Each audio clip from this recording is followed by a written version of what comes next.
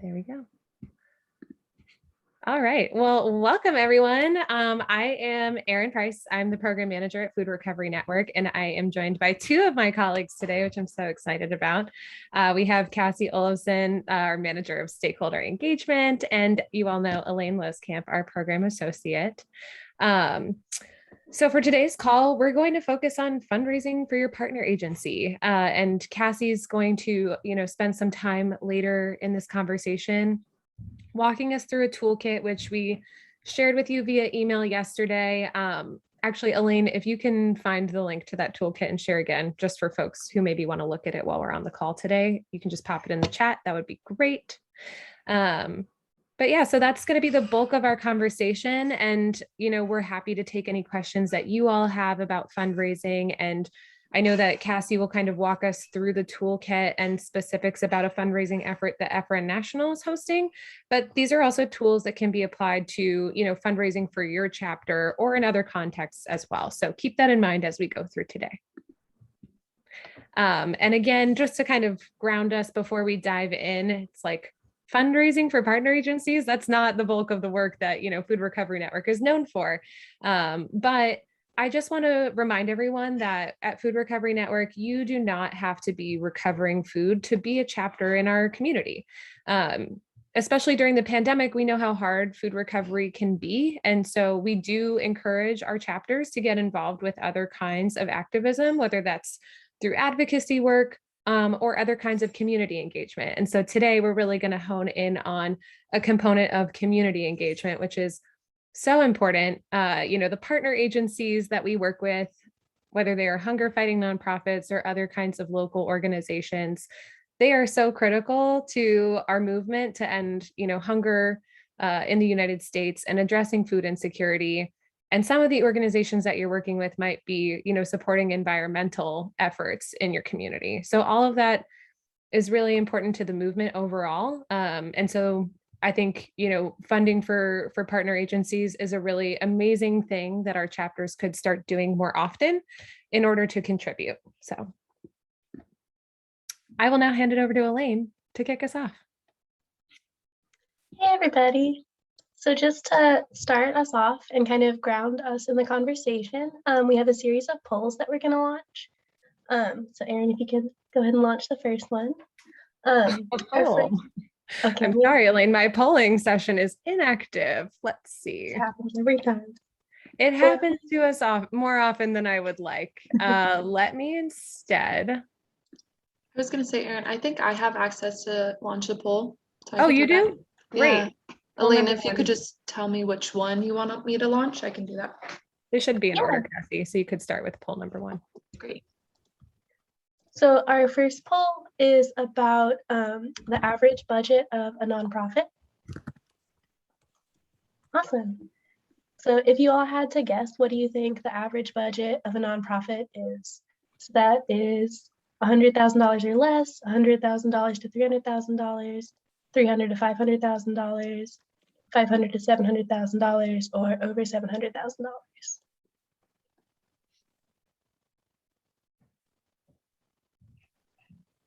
I see some results coming in, so I'll just give it another couple seconds.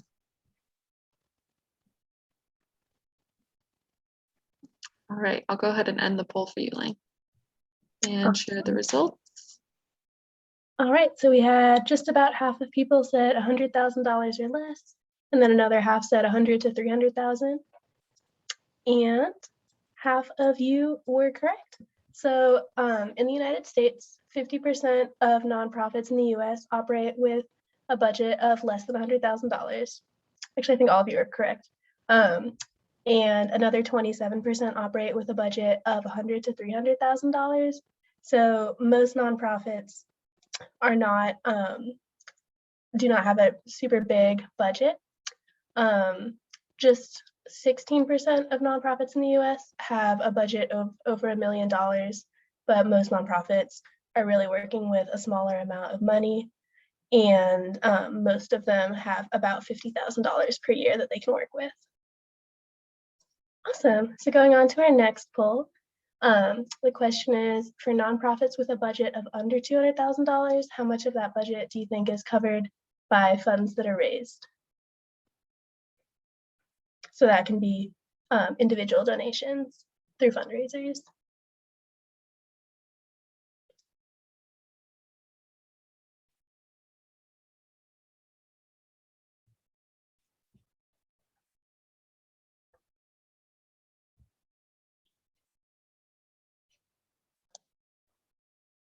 Great, I think we got all of our responses just about.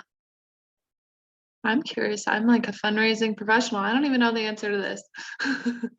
Okay, I'm gonna end the poll now and share the results. We're pretty split. Yeah, so the answer is 60% of revenue for nonprofits comes from individual donors. So fundraising is super important for a lot of nonprofits.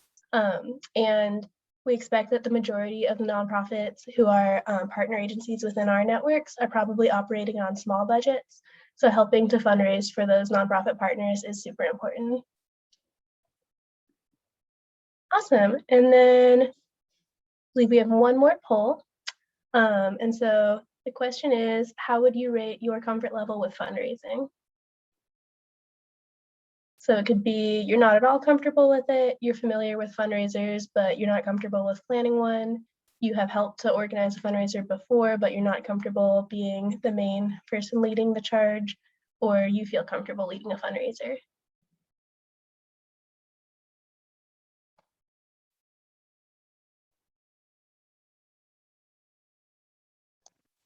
I think we got all our responses in. I'll go ahead and end it and share so other folks can see too.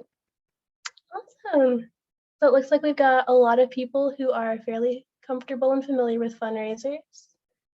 We've got 80% of people are either familiar with fundraisers, but not comfortable planning with one, or have helped organize, but not comfortable being the main person planning one. And so if anyone is comfortable sharing, I'd love to hear from people who selected 3 or 4. If they could share more about the type of fundraiser that they helped lead or plan and just how that went for them. And you can share in the chat, or you can go off mute and share with us.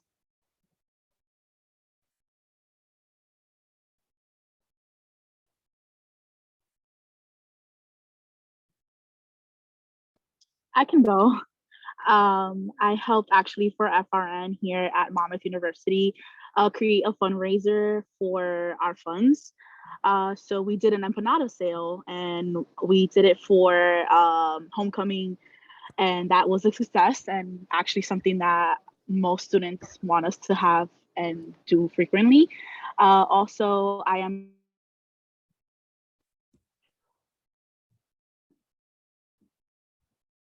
we go around and shop right, and we collect money and any medical supplies that anyone has extra left over, and we send it over. That's awesome.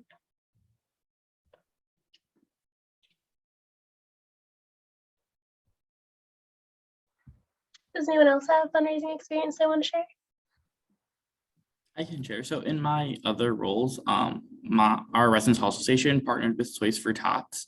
So I've led a couple Toys for Tots campaigns, which is a local nonprofit that raises money for toys around Christmas time that the Marines run. So we did a handful of fundraising across the dorms and apartment complexes to raise money for Toys for Tots. That's so great. It's so good to hear that you all have some experience with fundraising. Awesome.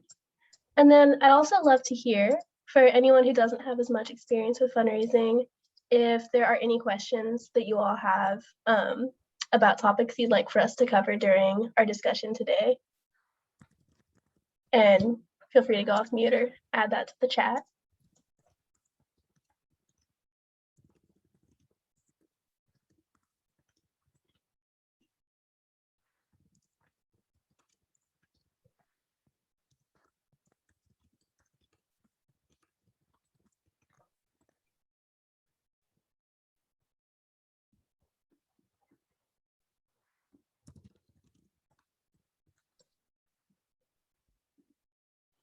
Great.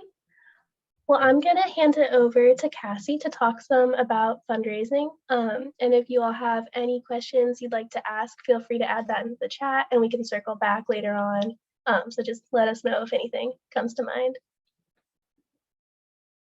Awesome. And I'm actually gonna pop in real quick before I let Cassie chat. Please. But just to, again, kind of set the tone for the conversation, because we know it's easier to learn by doing. We decided to structure this time to give you fundraising tips for a fundraiser that's happening right now, hosted by FRN. And so that's what Cassie's going to walk us through, using the toolkit again that we shared with you all before. So you can use that as like a guide and a reference as we walk through the steps. But now I'll go ahead and hand things over to Cassie. So excited to have you here to share with us. Awesome. Thanks so much, Erin and Elaine, for having me. And thank you all for joining us today. Just a little bit about me. I've worked here at FRN National for 3 years. I went to school in California, if anyone's familiar with California Polytechnic State University of San Luis Obispo in Central Coast, California, and moved out here to Washington, D.C. to work with FRN a couple years ago. I personally didn't have an experience with an FRN chapter, but had my own type of experience on campus with other different clubs. And my role at FRN has really shifted over the last 3 years. And I personally never expected to be a fundraiser for nonprofits, but kind of fell into this role, which I feel like happens a lot for folks that work in nonprofits and in fundraising. But I work with our executive director and our chief operating officer to work very closely with our funders that we have here at FRN to bring other funders into the movement, and also to run individual donor campaigns like we're talking about here, and connecting with folks that want to specifically give to FRN. And so really excited to dive in with you all about, as Erin mentioned, an example that we're running currently here at FRN National, but also give you the tools to be able to run fundraisers. As we said, this can apply to your partner agencies that you have and you want to support. It can also apply to your chapters as well. And it's great to see on the polls that a lot of you are familiar with fundraising, but maybe not comfortable. That totally makes sense. It can be really kind of harrowing and scary. I will give the kind of advice that I've started to navigate, and even in my own start of my own career, is kind of shifting your mental model from I'm asking people for money and they don't necessarily want to give me money to there are people out there that want to support the work that I'm doing, that my chapter is doing, or maybe that your partner agency is doing. And you just have to kind of give them a reason or an outlet of being able to do so. Because, I'm sure you talk to your friends or your family members or different people in your networks, and you tell them about what you do with FRN or with your different organizations. And I'm sure a lot of them are like, that's awesome. How can I support? Or just really celebrating that with you. And so a lot of the work within fundraising is just celebrating that work, and fundraising and donating money is just one way. I also want to acknowledge that, of course, not everyone has the means to be able to donate money, and not everyone has the means to be able to donate time. And so something that I'm personally constantly kind of working through of what does it mean to be a fundraiser and to want to support the work of FRN as a national organization, but also understanding the inequities that exist within the nonprofit sphere, within fundraising. And so I just wanted to share a really cool resource if anyone's interested in kind of the broader world of nonprofit fundraising. There's a resource called community-centric fundraising that focuses more on raising money for your community and supporting your community, rather having a donor-centric model. And so I can definitely share that resource in the chat later on. Again, that was called community-centric fundraising. But to get just to kind of the meat of it, I wanted to give a couple of those acknowledgements of just understanding that it can be a complicated world, but knowing that there's a lot of people that do want to support the work that you all do, whether that be through money or through time. And so definitely excited to dive into all of the details with you all here today. So Erin, if you could jump to the next slide, thank you. I'm just quickly reading Matthew's note. Great. And yeah, if folks want to keep adding their questions and comments in the chat, please feel free to do so. We can address those.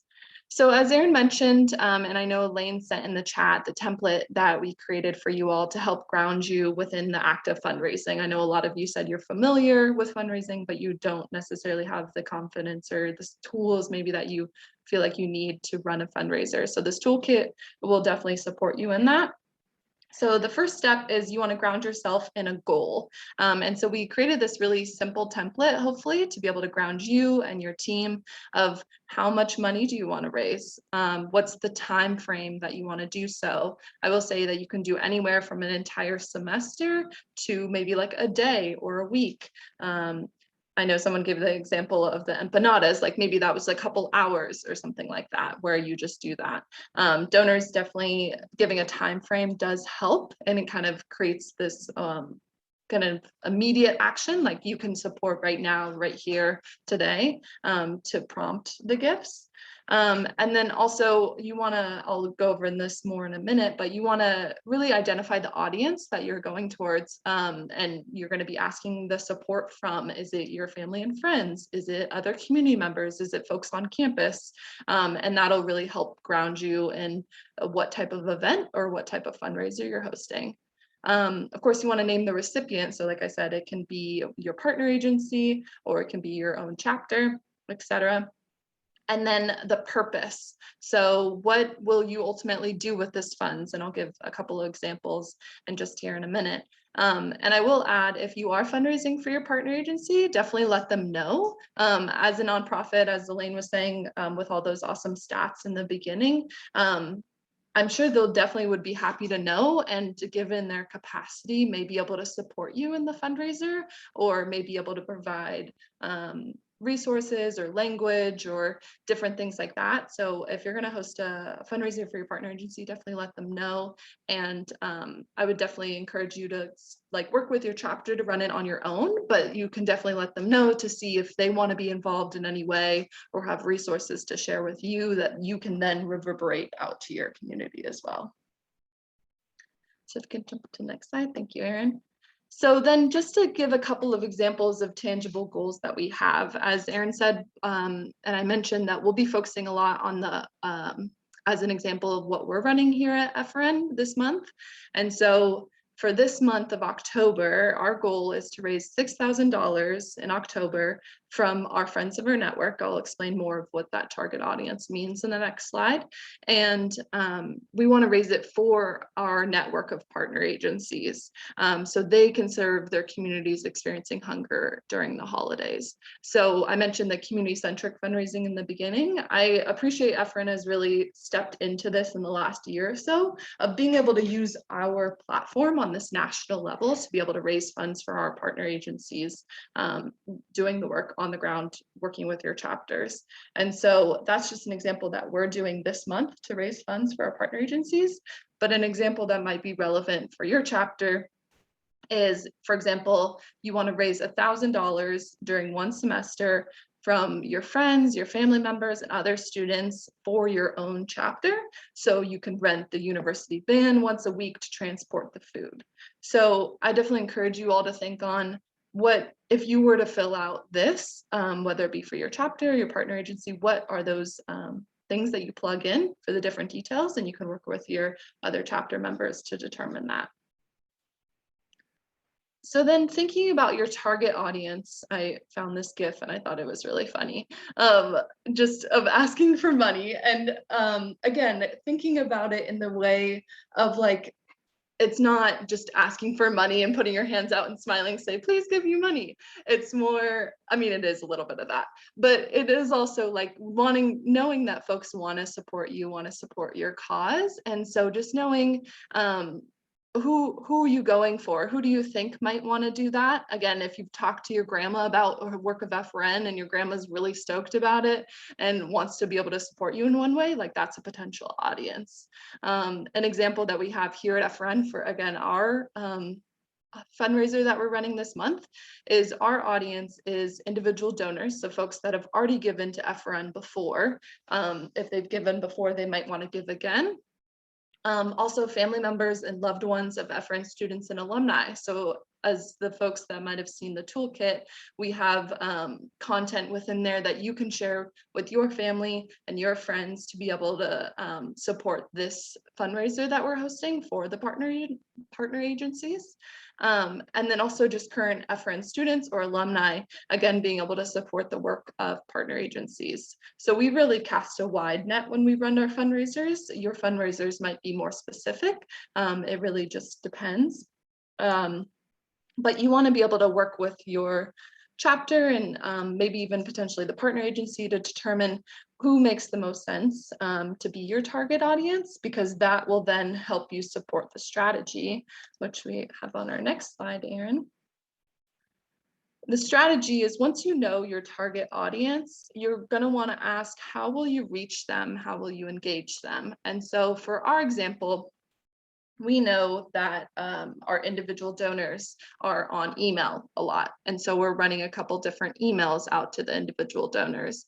We're also running a snail mail mailing that will go into their physical inboxes.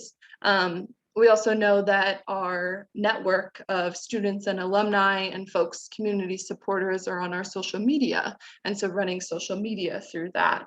And so once you know your target audience in mind, you can start to think, okay, if it's my grandma, then I have my grandma's phone number, I have my grandma's email, or if it's students on campus, like maybe I can do a tabling event on campus.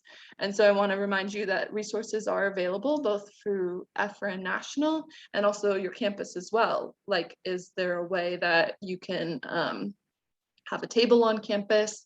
Can you put up flyers on campus? And different things like that. And I think you can definitely get creative with it. I loved Yamule, if I'm pronouncing your name correctly. Great. The empanadas, that's so fun. What I did in college with one of my groups, we did a bake sale where all the members bake something, you brought it, it's like the OG, and we were outside at a high traffic area on campus, and we're able to sell the baked goods there. There's definitely also opportunities if you're trying to reach a larger kind of just community member network that could be off campus as well. Maybe working with a local restaurant to see if they're willing to donate a percentage of the sales, or if someone chose a flyer, $1 per sale or something like that, to your chapter or the partner agency to be able to support. Another idea that I had was in just brainstorming about this work is maybe doing like a raffle, or like a way to engage other folks in the event of like, guess how much food we're going to recover tonight, like buy a raffle ticket, put in your guess, and then maybe you can work with other folks on campus or even connect with FRN National to see if we can get you any raffle prizes for that as well. I will also add that I know that there was a chapter, and I'm blanking on the chapter name right now, but they hosted an entire gala event. That's of course on the like extreme, yeah, Aaron's like, wow, that's on the extreme end of the planning and the setup and everything like that. But definitely like feel free to think big depending on the capacity of your chapter. But you can also of course just like test out a couple things. For us at FRN National, we're doing it mostly virtual since we're reaching a nationwide network. But another example that we've done before is but pre-COVID had an annual fundraiser based out of DC, because we know we have a lot of folks in DC. And then I'll also add that if you're raising funds directly for your chapter, there's a way where folks can donate through the FRN website, and that money will get targeted specifically to your chapter that you can then access the funds, which might be a good option for you all. So Erin will actually be going over that process later in our presentation today. So then the next step is making sure once you have your audience and your strategy that you have the content and resources to be able to run it. So if it's an in-person event, what type of volunteers do you need? What type of like tabling, the empanadas, like you need a way to cook empanadas, you need a like kind of planning all those different details.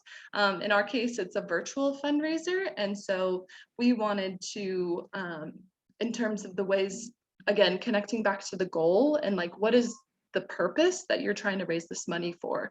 One of the examples was like trying to get a van so you could transport more food.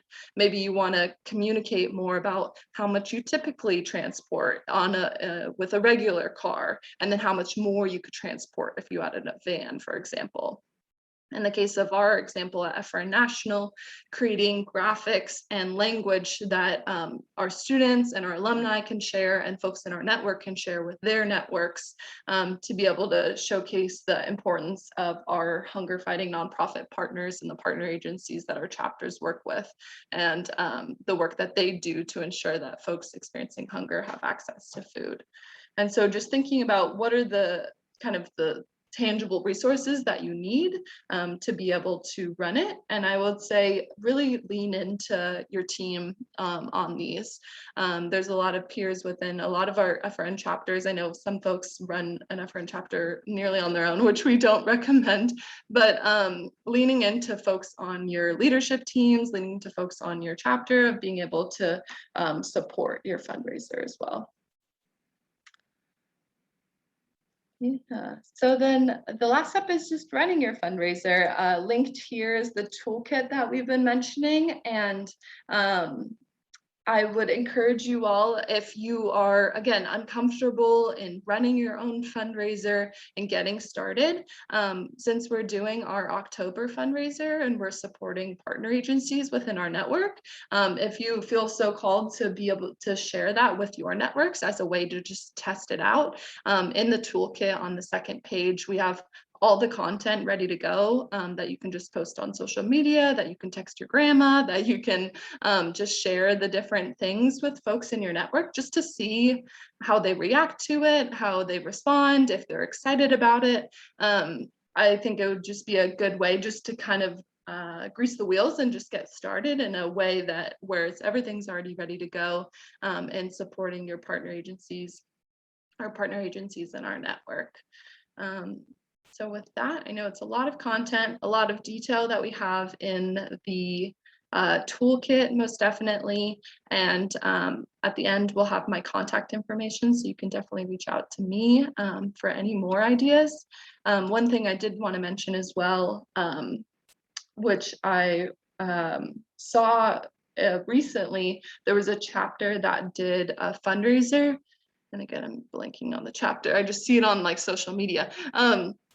They had done a fundraiser where it was entirely virtual, and they were just reaching out to their networks, posting on social media, and they did a cool way where they, or cool thing where they updated the donors about how much they were raising each time. So there was like a different officer member of the chapter that would post and say, like, post on Instagram story, be like, we're $50 in, or we're $100 in, we're this far away from our goal. And so that's also a fun way to like keep folks engaged, especially if you're in a longer leadway time for your fundraiser, to keep folks engaged, and again to give that kind of time sensitiveness to your fundraiser.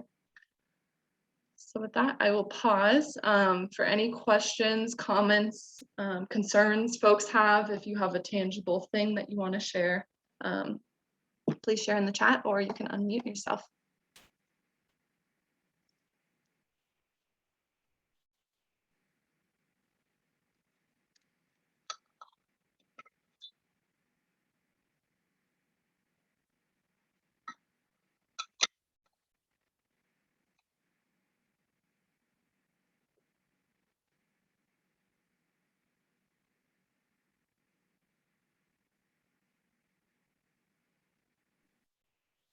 While folks are noodling over whether they have a question or just thoughts in general to share about fundraising, I am curious if there are folks on the call here who are interested in supporting the October fundraiser that FRN National is running. And it's okay if like ultimately it doesn't work out, but if you're thinking like, oh, that could be cool, I'm going to share this with my fellow chapter leaders, give me a little hand raise just so we know. And of course, you know, we're always happy to have one-on-one calls with you all too, to talk through it more.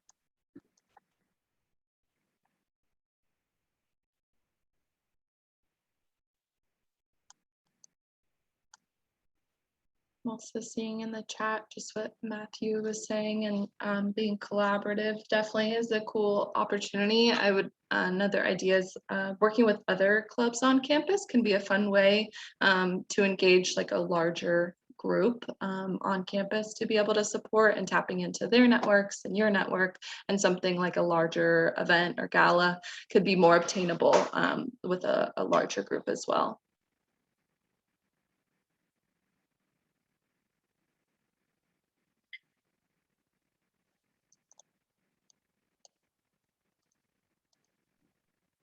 Yeah, Colin, I see your comment in the chat, and that is totally fine. We know that there's a lot going on.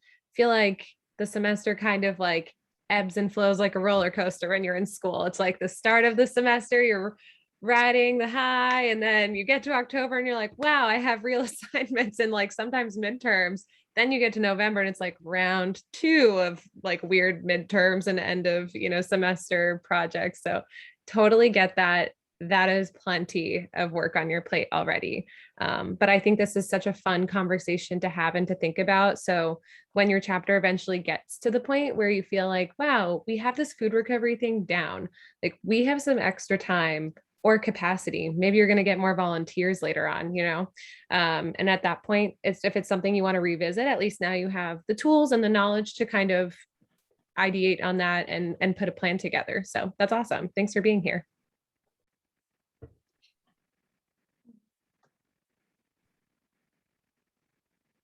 Did anyone else have any comments or ideas, or even if anyone's like thinking about an idea for your own chapter or your own partner agency, we could definitely use this space to brainstorm with you too, if that's helpful.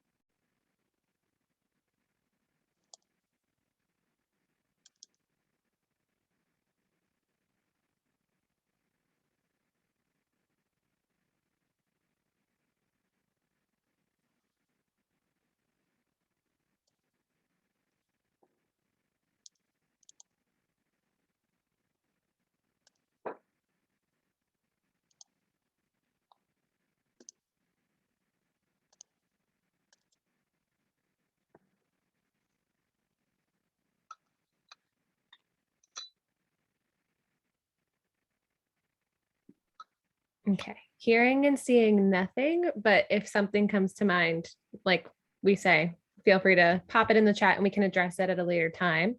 In the meantime, I am happy to continue on with some announcements and reminders for all of you. So bear with me for just a couple more minutes here while I walk through some interesting things going on. So number 1, care packages.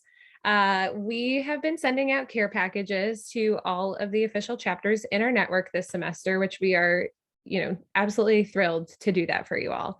The care packages have a $20 stipend for every chapter who signed up to receive one, as well as some FRN swag. So if you were, hosting like some volunteer recruitment events, or maybe your current volunteers didn't have anything like FRN branded, we just wanted to share some of that with you all so you didn't have to use funding of your own or to apply for funding from FRN National to cover that cost.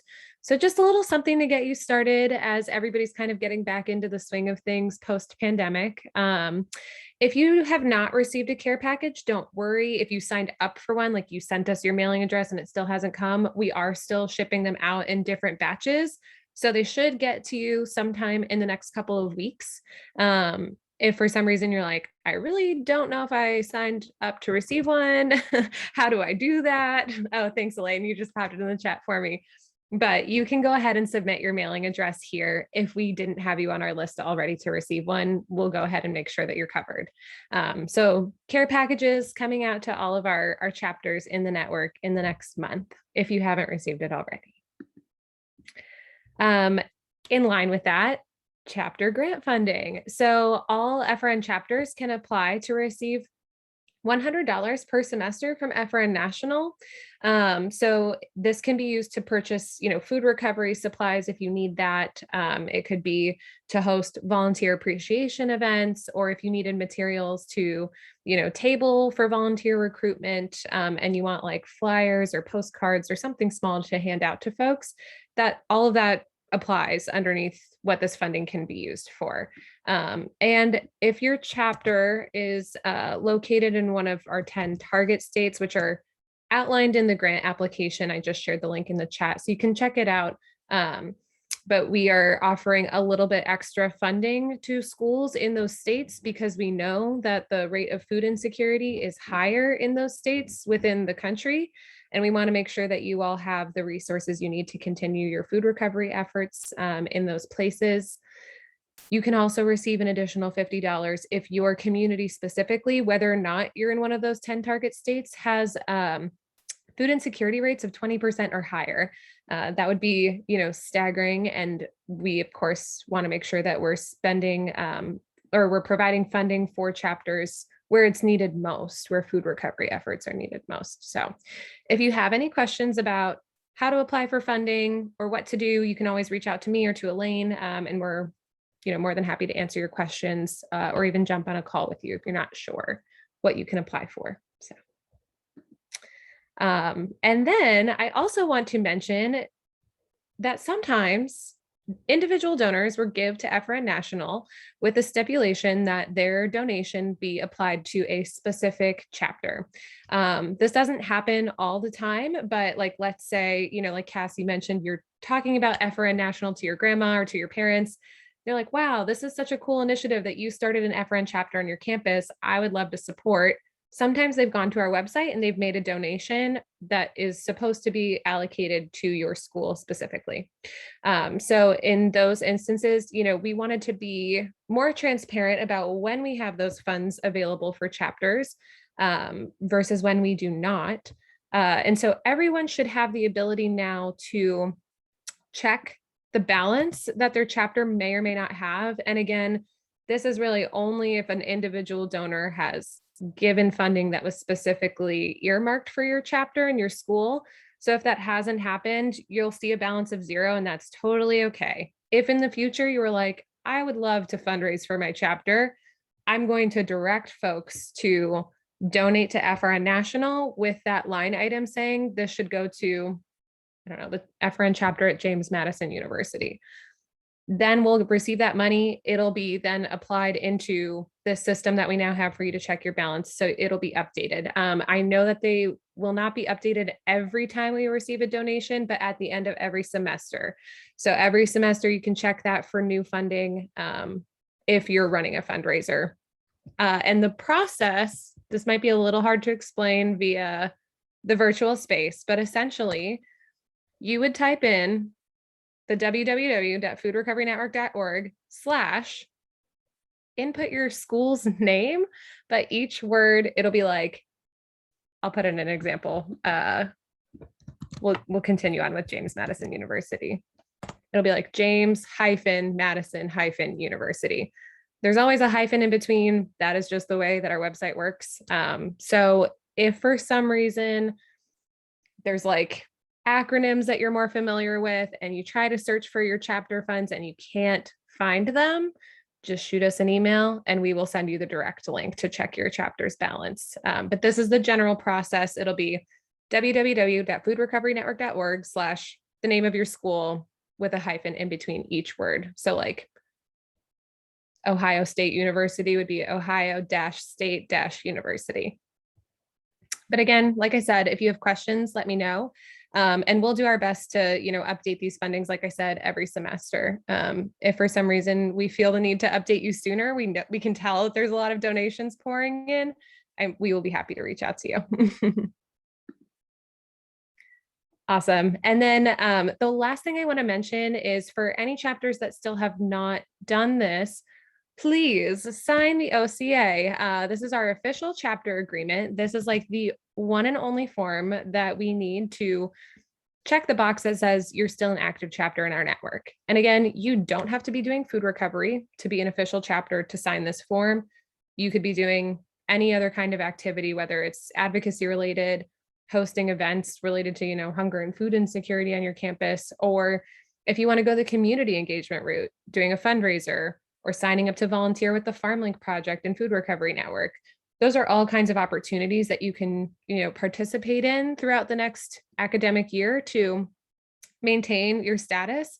And we are also using this as a measure to know when we should send you funding, because we know that you're active in some capacity. So if you applied for, a chapter grant, and let's say you wanted like $20 for food recovery supplies, if we don't see a signed OCA on file, we're going to tell you, hey, like, we'd love to send you this money for the supplies that you reached out to us about. We are so excited that you're still doing food recovery. We just need you to sign this form, and then we can issue you the funds that you need. So if you haven't signed this already, please do it as soon as possible. So that way we can continue to help support your chapter throughout the rest of the academic year. And thanks, Elaine, for sharing that link. Awesome. And so then I know we have one last poll, and I just want to, recap that this conversation is part of a series that FRN National is running this year to continue to support our students' leadership development as members of their chapters, or even leadership team members in their chapters. And so some of them have been just basic conversations where we're getting to know one another and learning more about what folks' goals are for the year. Other conversations are going to be topic-based, like this one was. And so I would just love to get a sense from you all who have, joined the call today, so we can kind of prioritize upcoming topics of calls that we want to host. What do you think should be the next topic for our upcoming conversation in November? So Cassie, if you don't mind to issue that would be great. Yeah, I did. Some folks are filling it out. Perfect. Yeah, I would love to have, your feedback as students. What's the most helpful for you? And then this series will continue throughout the spring. So November will be our last chapter call this semester, because we know that you all get really busy around, the holiday season and finals time. So we want to give you a little bit of a break, but we'll definitely, resume those conversations starting, I don't know, early February next year. So. Great. I ended the poll. I don't know if you can see it, Erin. And not. Okay. No, it's all good. I can read it out. It's about half of folks are looking to talk about working with food donors off campus, which is really cool. A third of folks are just about reconnecting with food donors and partner agencies, and then the remaining how to plan an event or advocacy campaign. Great. That is super helpful. I appreciate your input. We've also put out a couple of polls on social media with the same question. So I will use like all of the data collectively to make a choice about what our upcoming call will be. We'll proceed to, share the registration link for that call via social media and email. It'll also be featured, I'm sure, in our monthly newsletter at the end of this month. So you'll have plenty of opportunities to see the registration link when that becomes available for the call. Amazing. Well, thank you all so much for coming today. Cassie, I see you just popped in that resource that you mentioned earlier, so thank you. I really appreciate everyone's time and for all of you coming to join the conversation today. I wish you well in the next couple of weeks, and we'll definitely stay in touch. Thank you all. Appreciate your time, and definitely reach out to me if you have any questions or want to chat more about fundraising in general. I'm happy to hop on the phone.